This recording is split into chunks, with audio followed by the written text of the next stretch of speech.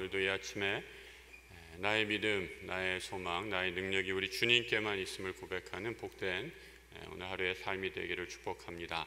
오늘 우리 특별 새벽 기도의 둘째 날 우리 봉헌하신 분 위해서 함께 기도하고 시작하도록 하겠습니다. 하나님 아버지, 이 아침에 주 앞에 나와 간절한 기도의 제목 올려드리며 우리의 물질을 주님 정성껏 기도하는 마음으로 바칩니다. 이 물질에 담은 기도의 제목들 주님 들어주시고 응답하여 주시길 간절히 소원합니다. 세상에 믿으리, 나를 고치실리, 또 내 삶의 형편을 아시고 들어주시느니 오직 주님밖에 없음을 믿음으로 고백하며 올려드리는 이 기도의 제목 가운데 주님 역사하여 주시고 우리의 작은 신음소리 하나라도 놓치지 않으시고 우리의 모든 아픔도 아시는 주님께서 역사하여 주시고 우리의 기도에 응답하여 주시옵소서. 세상에 무거운 짐 지고 힘들고 지쳐서 쓰러질 때 우리 주님 손 내밀어 나를 일으켜 주시는 주님의 거룩한 손길을 체험케 하여 주시고 다시 일어나 믿음의 길로 승리하며 나가는 우리 모든 성도들 되게 하여 주옵소서. 내 일은 내 힘으로 어찌하겠지만 내 힘으로 감당할 수 없는 자녀의 문제, 또 여러 가지 관계에서 오는 어려움, 아버지 하나님 그 모든 삶의 정황들을 주님께서 아시오니 주님 우리의 기도를 들어주셔서 주께로 나올 때 내 수고하고 무거운 짐진 모든 인생의 짐들을 주님 대신 지어주시고 나와 함께 하실 때 다시 한번 우리의 눈물의 기도의 자리가 감사와 기쁨의 자리로 변화하는 놀라운 은혜 허락하여 주시옵소서.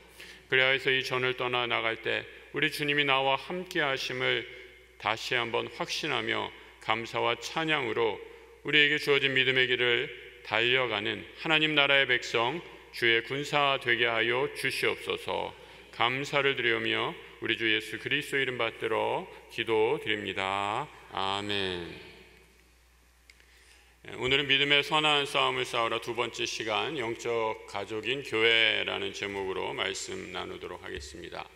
성경에는 우리 영적인 전쟁이 벌어지는 우리 교회 성도들을 향해서 군사로 묘사하는 경우가 많죠. 그래서 믿음의 군사에게 영적인 무장을 하면서 에베소서에 보면 전신 무장, 하나님의 전신 갑주를 입으라라고까지 말씀하는 것을 보게 됩니다. 그런데 여러분, 우리는 하나님의 군사로, 예수의 군사로 한 사람 한 사람 불러주셨지만 우리 교회 조직은 어떠해야 할까 한번 생각해 봅니다. 우리가 군사로 불렀다라고 해서 우리 교회도 군사 조직이어야 할까? 싸움을 위해서는 당연히 조직이 필요하죠. 군대는 전쟁을 위한 그런 조직이기 때문입니다. 이 상명하복의 강력한 위계 질서의 조직입니다. 그래서 이 조직이 무너지면 이 적과 싸워서 백전백패할 수밖에 없습니다. 하나님의 군대인 교회는 어떤 조직일까? 군대 조직이어야 할까? 어제 우리 유담이가 나왔는데 새벽 기도에 저한테 대마왕 목사님 안녕하세요 그러더라고요. 제가 대마왕 목사예요. 우리 목사님들 중에서 대빵이라는 거죠. 그래서 저보고 대마왕 목사래요. 이 교회는 그래서 여러분 이 어린 아이처럼 이 대마왕 목사를 중심으로 해서 이렇게 피라미드 같은 그런 군대 조직이어야 할까? 디모데는 영적 싸움터인 교회에서 영적인 교회 공동체는 이런 군대 조직이 아니라 가족 공동체여야 한다라는 것을 말씀해 주고 있습니다. 오늘 본문 1절과 2절 우리 아까 읽었지만 다시 한번 읽어보겠습니다. 늙은이를 꾸짖지 말고 권하되 아버지에게 하듯 하며 젊은이에게는 형제에게 하듯 하고 늙은 여자에게는 어머니에게 하듯 하며 젊은 여자에게는 온전히 깨끗함으로 자매에게 하듯 하라. 노인들은 아버지처럼 대하고 늙은 어머니들 여성들은 어머니처럼 대하라 라고 말씀합니다. 또 젊은 남녀 성도는 형제 자매들처럼 대하라 라고 말합니다. 한마디로 교회, 영적 전쟁터인 교회가 영적 싸움에서 승리할 수 있는 비결은 교회가 믿음의 한 가족일 때 승리할 수 있다라는 것입니다.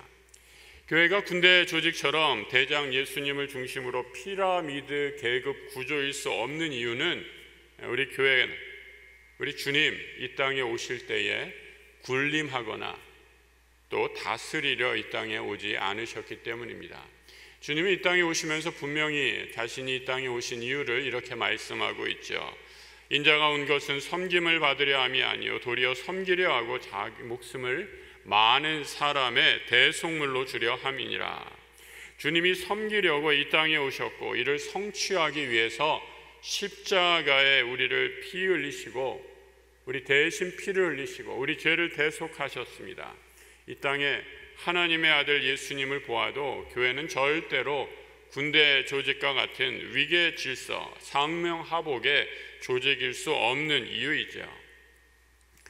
아담, 하와 최초의 인류의 죄로 인해서 하나님이 주신 것 가운데 하나가 이 출산의 고통입니다. 죄가 가져온 고통 가운데 하나이죠. 그런데 여러분, 이 출산의 고통 가운데 하나님이 주신 축복이 또 하나 숨겨져 있습니다. 바로 생명을 위해서는 출산의 수고를 아끼지 않아야 한다라는 것입니다. 저는 아이 둘 낳을 때 다 분만실에 들어갔어요. 한국에서 아이를 낳을 때 분만실에 들어가려고 하니까 그 간호사 선생님이 물어보더라고요. 정말로 들어가시려고요? 괜찮으시겠어요? 그래서 당연히 괜찮다고 그랬죠. 그래서 왜 그런 걸 묻냐 이러니까 간혹 젊은 아빠들이 분만장에 들어가서 피를 보고 기절을 한대요. 그런 아빠들이 있어서 이렇게 물어본다는 거예요. 그러니까 깜짝 놀란 거죠. 그런 광경을 보고. 여러분, 출산의 과정은 아주 경이로운 그런 과정입니다. 큰애 때는 제가 그렇게 하지 못했는데 둘째 때는 제가 탯줄을 잘랐어요.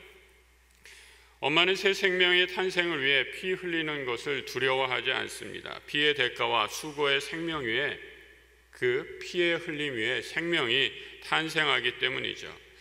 교회 공동체, 교회는 어떤 곳인가? 피 흘림으로 마치 출산의 수고처럼 하나님이 낳은 그 출산의 공동체, 생명의 공동체가 바로 교회다라고 이렇게 말씀합니다. 사도 바울이 이렇게 얘기하는 것을 보게 됩니다. 자신이 복음을 전한 사람에게 해산의 수고를 아끼지 않았다라고 말하죠. 갈라디아서 4장 19절의 말씀입니다. 나의 자녀들아, 너희 속에 그리스도의 형상이 이루기까지 다시 너희를 위하여 해산하는 수고를 아끼지 않노라 라고 말씀하고 있습니다. 그리스도의 교회, 하나님의 가족 공동체인 이유는 우리 모든 한 사람 한 사람이 하나님의 예수 그리스도의 피 흘림의 해산의 수고를 통해 이 자리에 영적인 한 가족 되었다. 이렇기 때문에 우리는 군대 조직이 아니라 한 가족, 영적인 공동체라는 것이죠. 이 간혹 교회에 대한 이해를 잘못하는 분들을 보게 됩니다. 평신도는 아무 직분이 없는 분들이기에 교회에서는 가장 낮은 자리에 위치하고 그 다음에 교회를 좀 다니면 집사가 되고 안수 집사가 되고 나중에 권사 되고 장로 되면 최고의 높은 자리에 있다라고 이렇게 착각하는 것입니다. 이런 분들 말씀하는 거를 이렇게 들어보면 간혹 가다가 이런 표현들을 하세요. 내가 집사 달았어, 장로 달았어 라는 것을 종종 듣게 되죠. 교회의 직분을 무슨 군대 계급장 달듯이 생각하시는 데서 비롯된 것입니다. 교회의 직분은 결코 군대 계급이 아닙니다. 교인들 잘 섬기라고 하나님께서 우리에게 허락하신 일꾼의 직분이다라는 것을 꼭 기억하시기 바랍니다. 우리 교회를 위해 기도할 때 우리 교회 직분자들이 우리 하나님께서 우리에게 주신 영적 가족된 우리 성도들을 잘 섬기는 그런 교회다운 교회 되게 해달라고 기도해 주시기 바랍니다. 장로, 권사, 집사, 목사 무슨 계급이 아니라 높은 자리에 앉아 대우받는 사람이 아니라 예수처럼 더 잘 섬기기 위해 우리를 불러주셨음을 꼭 기억하는 우리 모든 하나님 나라의 가족된 일꾼 되시기를 축복합니다. 두 번째로 영적 가족인 교회는 가장 연약한 사람을 돌본다라고 말씀드릴 수 있습니다. 여러분, 우리 가족을 생각해 보세요. 집안을 생각해 볼 때 가정의 모든 활동은 가정의 가장 연약한 사람을 위해서 이렇게 돌아가는 것을 보게 됩니다.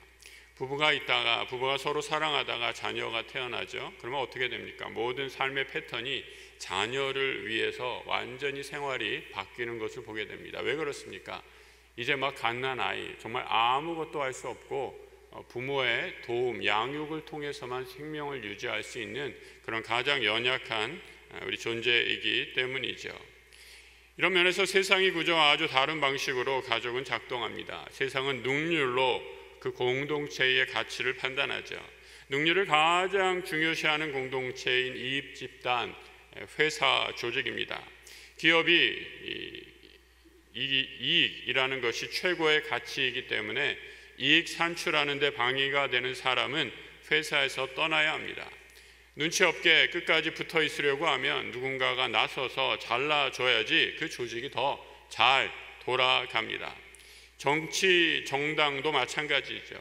정당의 가장 큰 목표는 정권 창출입니다. 그래서 정권을 차지하기 위해 나에게 도움을 줄 수 있는 사람, 그 목표에 부합하는 사람끼리 이합 집산을 거듭하는 것이죠. 그런데 교회는 이런 면에서 세상과는 아주 다릅니다. 우리 교회는 영적인 가족이기 때문이죠. 성경은 부모를 잘 섬기는 사람을 축복합니다. 여러분, 요즘에 100세 시대에 얼마나 건강에 대한 정보들이 넘쳐나는 것을 보게 됩니까? 오래 살려면 이런 거 먹어라, 뭐 비타민 저런 거 먹어라, 어떻게 살아라, 무슨 운동하라, 이런 정보로 아주 넘쳐나는 것을 보게 됩니다. 그런데 여러분, 성경에서 말하는 장수의 비결이 뭘까요? 성경에서 장수의 비결이 있어요? 성경에서도 세상에서처럼 뭐 어떤 좋은 비타민 소개하는 것, 그런 구절 읽으신 적 있습니까? 아니면 어떻게 생활해야지 오래 산다라고 이렇게 얘기하고 있습니까? 성경에서는 장수의 비결을 딱 한 가지 이렇게 말씀해 주고 있어요. 신명기 5장 16절의 말씀이죠. 너는 내 하나님 여호와께서 명령한 대로 내 부모를 공경하라. 그리하면 내 하나님 여호와께서 내게 준 땅에서 내 생명이 길고 복을 누리리라. 아멘. 하나님이 우리에게 주신 장수의 비결은 딱 한 가지예요. 뭐라고요? 부모 잘 섬기라라는 것입니다. 부모를 잘 섬길 때 우리에게 장수의 축복이 주어지는 줄 믿습니다. 여러분, 하나님의 말씀을 조금 더 확장해서 이 말씀을 조금 더 확장해 보면 교회 내 나이든 성도에게들까지 확장되는 것을 보게 됩니다. 어떻게 확장이 됩니까? 오늘 읽지는 않았지만 디모데전서 3장 그 이하에 펼쳐지는 말씀 3절과 4절을 한번 우리 성경 있으시면 같이 읽어보시고 없으신 분은 그냥 들으셔도 되겠어요. 디모데전서 3장 4절입니다. 아니 5장 3절 4절입니다. 같이 한번 읽으시죠. 참 과부인 과부를 존대하라. 만일 어떤 과부에게 자녀나 손자들이 있거든 그들로 먼저 자기 집에 부모에게 보답하기를 배우게 하라. 이것이 하나님 앞에 받으실 만한 것이니라. 이 과부, 남편과 사별하신 여성을 일컫는 말이죠.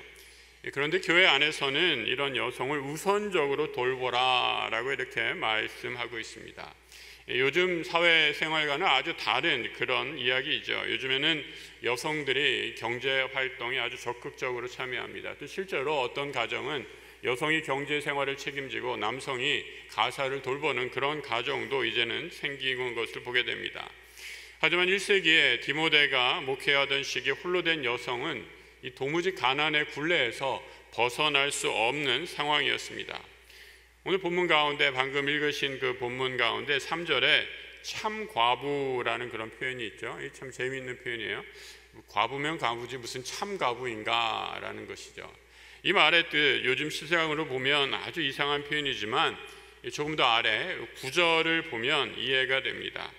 이 9절과 10절 또 성경 갖고 계신 분은 한번 같이 읽어보죠. 5장 디모데전서 5장 9절과 10절입니다. 한번 같이 또 읽어봅니다.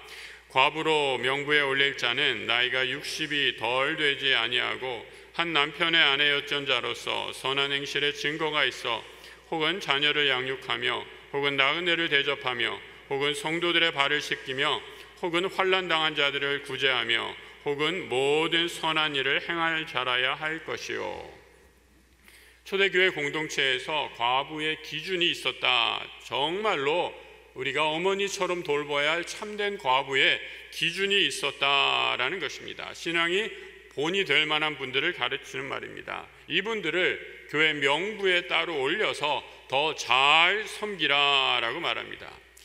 첫 번째 조건이 먼저 나이가 60이 넘어야 한다라고 말하죠. 이게 오늘날 기준으로는 맞지 않죠. 요즘에 60이 넘으신 분들은 뭐 펄펄 날아다니는데, 말씀드린 것처럼 1세기, 우리와는 거의 2000년 전의 시간의 갭이 있는 상황입니다. 그러니까 평균 수명도 훨씬 짧았고, 이 나이가 60이 넘은 것, 특히 여성에게는 더 힘든 그런 삶의 조건이었기 때문에 나이를 가지고 이렇게 얘기를 했습니다. 그리고 재혼을 안 한 분입니다. 성경에서 여러분 결코 재혼을 금한 것이 아닙니다. 얼마든지 남편과 사별할 경우엔 재혼할 수 있습니다. 하지만 재혼의 과정에서 신앙을 버리는 경우가 종종 생기게 되었던 거죠. 먹고 살기 위해서라고 하지만 처한 형편 때문에 신앙을 저버린다라는 것은 용납할 수 없었기에 교회는 이들을 돌보기 위해서 각별히 더 잘 섬기라라고 했던 것입니다. 교회는 가족 공동체가 아니냐라는 것이죠. 선행하고 자녀를 양육하고 나그네를 잘 대접하고 어려운 중에도 구제와 섬김의 일을 하는 사람, 이 사람은 한마디로 어려운 형편 속에서도 신앙의 모범을 보이는 분들이니 그 여성들을 교회의 어머니로 섬기고 보살피라라고 말씀하고 있는 것이죠. 교회는 이처럼 공동체 내에 연약한 사람들을 섬기고 돌보는 것을 통해 하나님 나라 공동체가 될 수 있었습니다. 하나 될 수 있었고 사탄의 시험을 이겨낼 수 있었던 것이죠. 여러분, 혹시 우리 가운데 홀로 되신 분 있다면 기분 나빠하지만 여러분들을 지칭하는 말이 아닙니다. 여러분들 되게 요즘 생활로 하면 굉장히 능력 있는 그런 분들이죠. 오늘날 우리 믿음의 공동체에 우리가 돌보아야 할 분이 누구인가 한번 돌아보시기 바랍니다. 연세 많으신 분들, 이런 분들을 부모와 같이 섬기는 교회가 참 좋은 교회입니다. 나와 비슷한 믿음의 형제 자매들, 교우들 한번 만나고 일주일에 그냥 한번 만나는 사람으로 생각하는 것이 아니라 내 친형제 자매처럼 한 가족된 공동체가 좋은 교회입니다. 탈북한 성도들을 잘 섬기고 그들의 마음을 헤아려 주는 교회가 좋은 교회입니다. 친구 없이 홀로 외롭게 다니는 성도라면 내가 먼저 다가가서 친구해 줄 수 있는 그런 교회가 가족 같은 교회입니다. 힘들고 어려운 일이 생기면 돕고 위하여 기도하는 공동체가 영적으로 가족된 하나된 공동체입니다. 이런 교회가 되기 위해 기도하는 우리 약수교회 성도들 되기를 축복합니다. 마지막으로 영적 가족인 교회는 영적인 지도자를 존경하는 공동체입니다.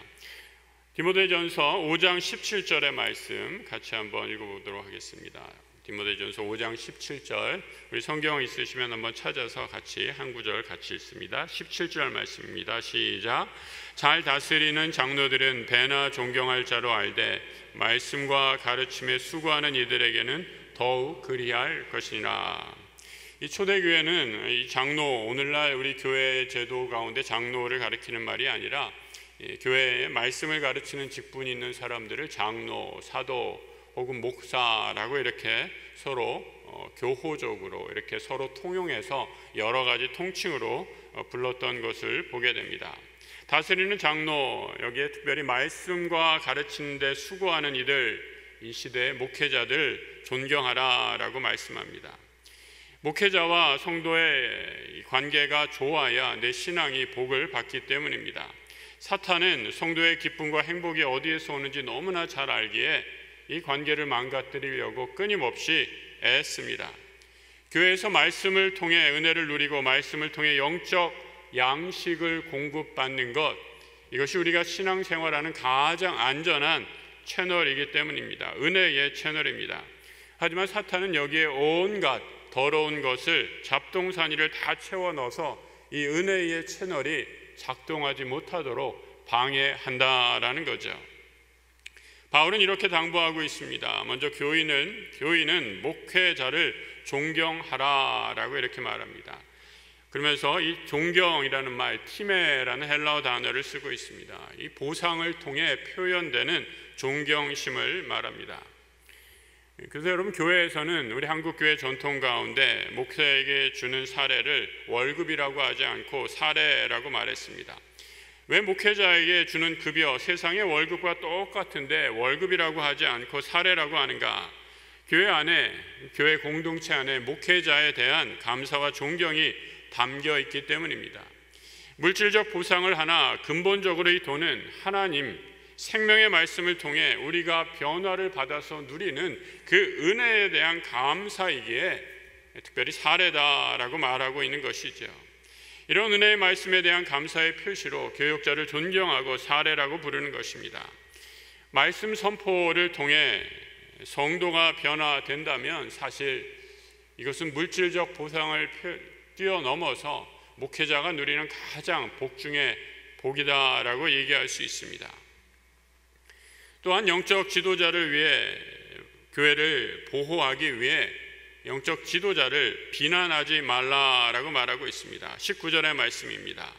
장로에 대한 고발은 두세 증인이 없으면 받지 말 것이다 라고 말합니다. 2명, 3명 그 이상의 증인을 통해서 비난을 허용하라 하지 함부로 비난을 받지 말라라는 것입니다. 목회자가 잘못하는 일이 있겠습니까? 없겠습니까? 너무 뻔한 질문했죠. 당연히 있죠. 여러분, 목회자도 사람인데 왜 실수하는 일이 없겠습니까? 마땅히 잘못한 일이 있으면 비난받고 책망을 해야겠죠. 하지만 나의 추측과 오해로 인한 비난이라면 멈춰야 한다라는 것입니다.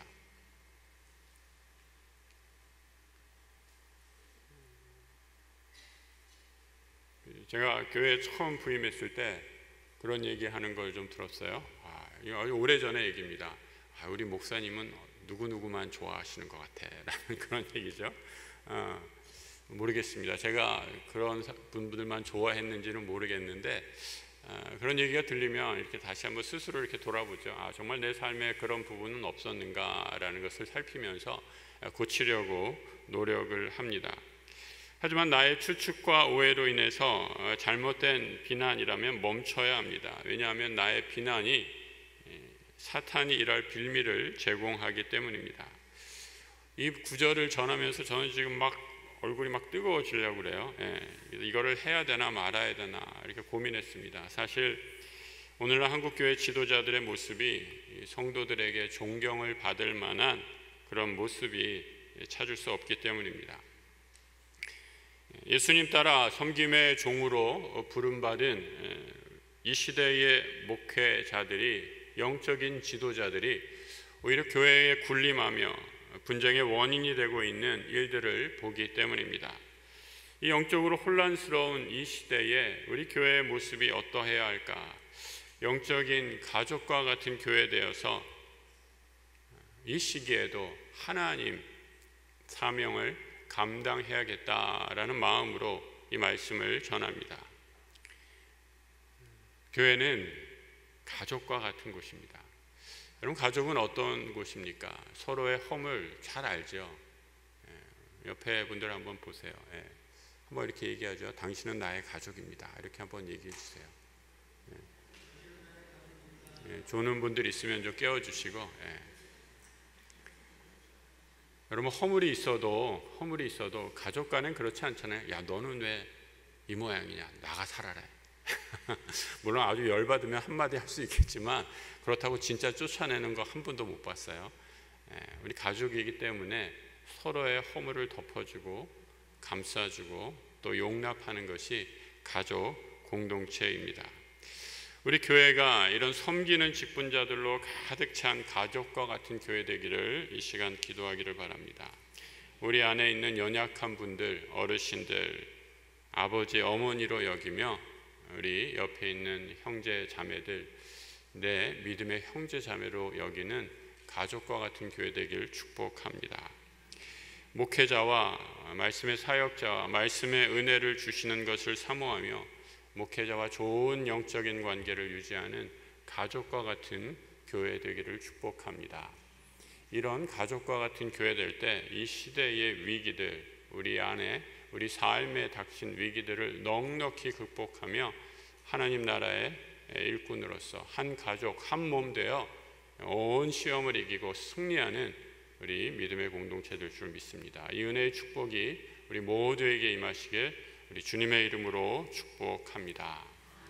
우리 시간 한번 같이 기도하는 시간 갖도록 하겠습니다. 우리 어제와 같이 오늘 말씀을 위해서 잠깐 기도하고, 또 오늘은 유치부를 위한 기도의 제목이 있습니다. 그리고 우리 성도들을 위한 기도의 제목 나누고 이 시간 마치려고 합니다. 기도하실 때 여러분들 가운데 혹시 일찍 출근하시거나 다른 일들이 있으신 분들은 먼저 조용히 가셔도 좋겠습니다.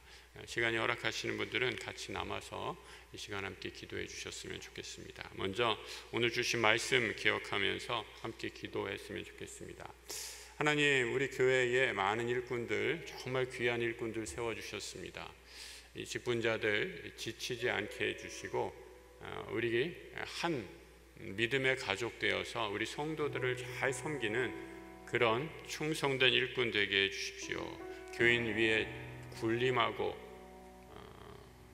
계급 달았다고 자랑하고 또 교만한 모습이 아니라 참으로 우리 성도들을 가족과 같은 마음으로 섬기는 충성된 일꾼 직분자 되게 해주십시오. 기도하기를 바랍니다. 여러분, 내 주위에 내가 우리 믿음의 생활하면서 여러분들 가운데 연약한 분들, 가장 연약한 분들 누구라고 생각하십니까? 그분을 위해서 이 시간 또 잠시 기도하는 시간 가졌으면 좋겠습니다. 육신의 연약함으로 오랫동안 교회에 못 나오시는 분들에게 오늘 한번 전화 한번 해보시는 것이 어떻겠습니까? 찾아가서 한번 내 아버지 어머니다 생각하시고 방문하는 것이 어떻겠습니까? 우리 주변에 믿음 생활하는데 힘들어하는 분들, 홀로 다니시는 분들이 있다면 그분이 나의 가장 연약한 영적 가족임을 기억하면서 그분들을 위해 기도하는 시간 갖기를 바랍니다. 또 우리 교회 교육자들을 위해서 함께 기도해 주시기 바랍니다. 말씀의 사역자로 세운 부족한 종들입니다. 하지만 이 사람들을 통해 하나님의 교회가 든든히 서가고 우리가 하나된 영적 가족으로서 믿음의 은혜 누릴 수 있는 교회 되게 해달라고 이 시간 함께 기도하는 시간 갖도록 하겠습니다. 우리 함께 오늘 주신 말씀 생각하면서 함께 기도합니다. 하나님 아버지, 믿음의 한 가족된 우리 온 성도들 이 시간 기억하며 우리 예배당에서 또 우리의 삶의 자리에서 우리와 한 가족된 믿음의 아버지, 어머니 또 우리 형제 자매들을 위해 기도합니다. 우리의 기도를 들어 주옵소서. 우리 가운데 한 가족이 아프면 온 식구들이 함께 마음이 아프고 또 같은 고통 가운데 있는 것을 보게 됩니다. 우리를 영적인 한 가족으로 묶어주셨는데 우리가 서로 아파하고 또 서로 기뻐하며 서로 은혜를 나누는 귀한 영적 가족 되어서 하나님, 이 어두운 시대에 하나님 나라의 사명 감당하는 거룩한 교회 공동체 되게 하여 주옵소서. 올려드린 기도를 들어주시고 아버지 하나님, 특별히 연약한 환우들 기억하여 주셔서 주님 찾아가 주셔서 우리 주님께서 병든 자, 마음이 상한 자, 삶에 지치고 절망 가운데 빠진 자에게 새 힘을 주시고 낫게 해주시며 다시 일어날 용기를 허락해 주신 것처럼 우리의 기도를 들으시고 우리 주님 자비를 베풀어 주셔서 다시 한번 치유의 역사, 은혜가 회복되는 역사, 믿음이 회복되는 역사 이루어지게 하여 주시옵소서. 오늘도 나를 위해 기도하고 있는 믿음의 형제 자매를 기억하며 우리가 다시 한번 믿음의 길로 서로 믿음의 줄로 하나 되어 모든 사탄의 괴계를 물리치고 승리하는 하나님 나라의 거룩한 가족 되어 믿음의 길로 행진하게 하여 주실 줄 믿사오며 이제는 우리 주 예수 그리스도의 은혜와 우리 하나님 아버지의 크고도 놀라우신 사랑하심과 성령님 우리 안에 함께 하시는 은혜의 역사가 영적인 가족으로 하나 되어 어르신들을 내 아버지와 어머니처럼 우리 믿음의 형제 자매들을 내 친 형제 자매처럼 여기며 하나 되어 믿음의 생활, 하나된 공동체, 주 안에서 한 가족된 공동체 이루어 하나님께서 우리에게 허락하신 사명 이루기로 감당하는 우리 모든 고개 숙인 하나님 나라의 자녀들 위해 이제와 영원토록 함께 하시기를 간절히 축원하옵나이다. 아멘.